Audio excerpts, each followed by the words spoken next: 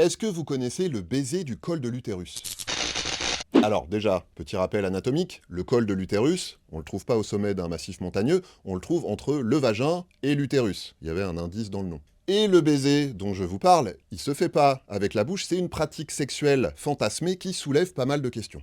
Le fameux baiser, ça consiste à toucher le col de l'utérus pendant un rapport sexuel par pénétration vaginale. La pratique, elle a été popularisée par les fanfictions érotiques. Vous savez, c'est ces histoires qui sont écrites par des fans et qui mettent en scène les héros de leur séries, mangas, romans ou films préférés. Il y a des fanfictions érotiques, Harry Potter par exemple.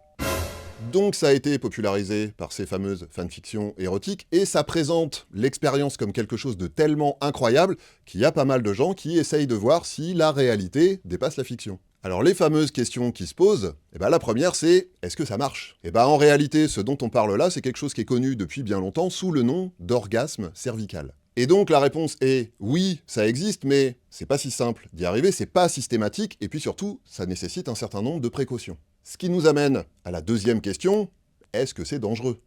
Disons que ça peut être douloureux.